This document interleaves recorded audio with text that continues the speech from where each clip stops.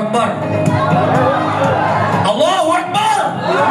So guys, are you all ready? Please, let's all stand and welcome Senator Robin Padilla!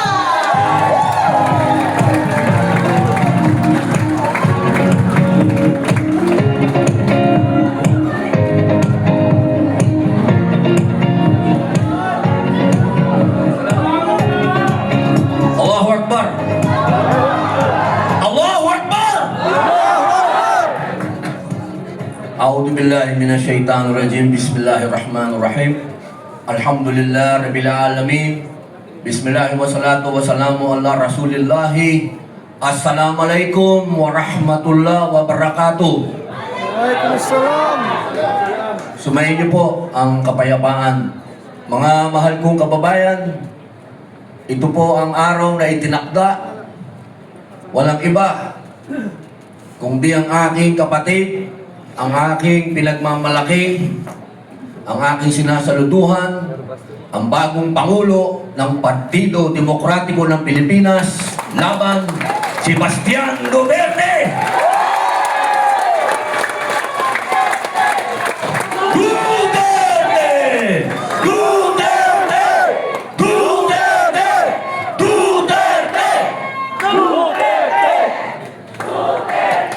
Napakasarap mong isigaw ang Duterte. Sapagkat alam po nating lahat, batid nating lahat, naramdaman nating lahat ang pagbabagong dinala ni Tatay Digong. Hindi po tayo nandito para makipagbulahan. Hindi po tayo nandito para sumipsip.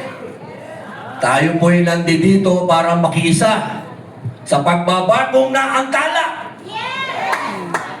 Batid po natin lahat.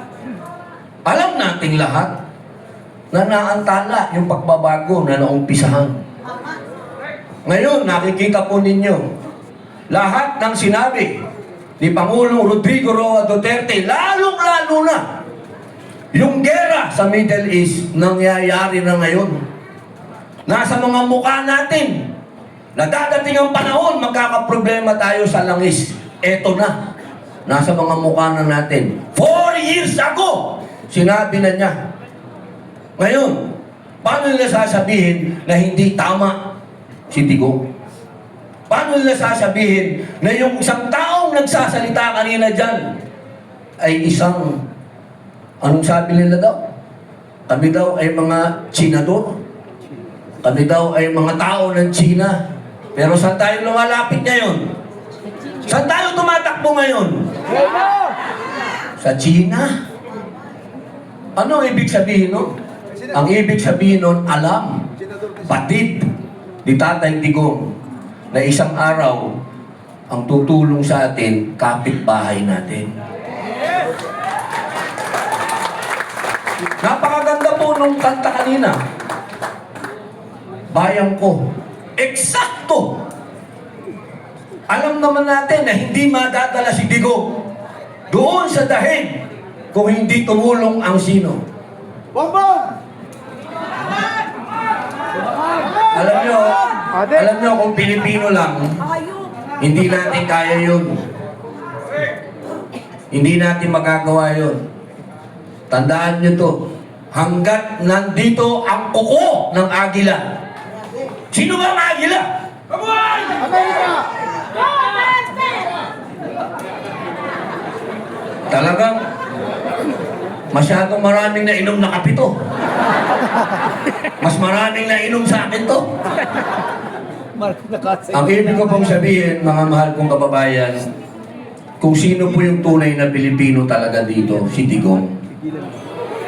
Tandaan po natin yun. Kung sino yung parang si Lapu-Lapu na tumindig, kalaban ang mga tayuhan, si Digong yun. Huwag nating kalimutan yun. Kaya sa nadala sa dahig. Dahil siya, sa panahon ngayon, ang bayani. Tandaan ninyo. Bayani yan.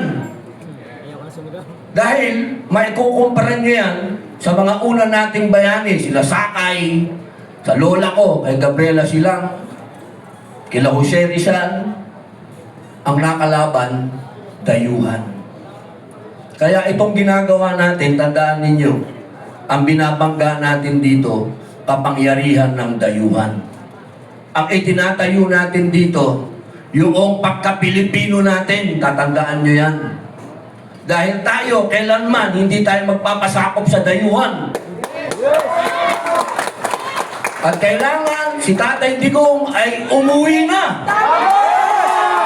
Bring him home!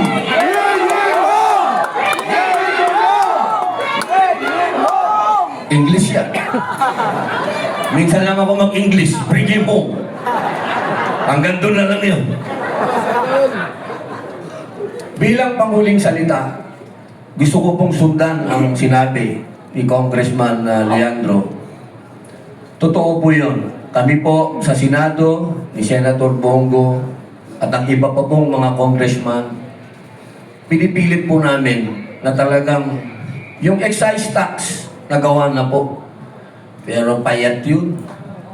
Pinipilit namin yung VAT. Maraming salamat kapag nangyari, malaking tulong. Pero kung sasabihin po natin, katulad po ng sinabi ni Congressman Marcoleta, yung mga oligarko, makinig kayo, mga oligarko ng langis. Matagal na kayong pinangaralan ni Digong noong pa eh. Matitigas ang ulo ninyo eh. Matagal nyo lang niloloko ang taong bayan. Itataas ninyo, ibababa nyo ng konti, itataas ninyo. Ito ho yung panahon na huwag nyo na kaming lokohin. Dahil sobra na ho ang hirap ng tao. Ang lahat ho ng presyo ay nakasalalay sa langis. Kasi transportation yan eh. Diesel. Oh, nandito pala yung boss ko. Sir, John Esperon. Boss, mabuhay po. Partner ko yan, pinadala ko niyan sa West Philippine Sea. Alam nyo, yung oil deregulation ho, yun po yung batas na bumibiktima sa atin. 1998 po yan. Sana, kung talagang seryoso po yung mga senador at mga congressman na talagang bigyan ang taong bayan ng konting, alam nyo na, yung ginawa, yung oil deregulation law, kailan yan ho ang dapat namin i-repeal o i-amend. Yun ho, walang bulahan. Kapag yan ho, hindi nagagalaw yan, ibig sabihin, bulahan lang ho yan. Kasi yun ho, ang nagsasabi dito sa mga oligarko ng langis kung anong gusto nilang presyo. Sila ho ang nagdidictate. Kailangan ho, tanggalin ho natin yan kapanguno sa atin, kundi isang Duterte.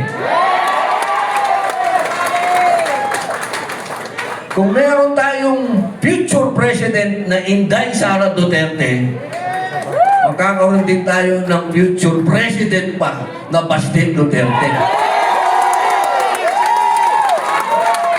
Duterte! Duterte! Duterte! Duterte! Duterte! O, di ba ang sarap isigaw niyan? Para kang naka 5 kilong kape. Congressman Alvarez, opo, Atty. Topacio, opo, nabanggit ko na po si Congressman Marcoleta, boss.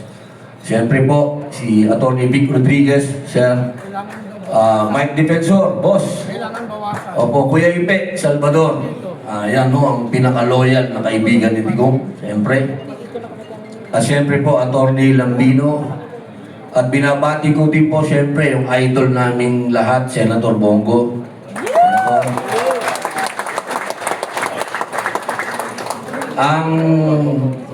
Ito, ipagpapalit ko ang pagiging senador dito, pwede ko ibigay sa kanya. Atty. Jimmy Bondo.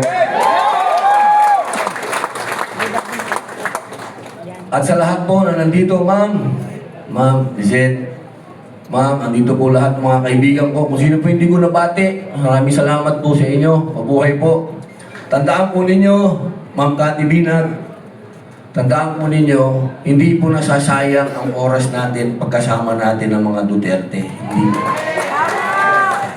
Dahil tunay po ng panahon ni Digong, naramdaman natin na ang mga Pilipino nakataas ang noo natin. Maraming salamat po. Mabuhay. Okay, thank you so much, Senator Robin Padilla. You mesmerized me. Grabe, no? Ibang-iba pala siya na aktor na napapanood ko sa TV, sa sine, kaysa sa tunay na buhay. Grabe! Senator Robin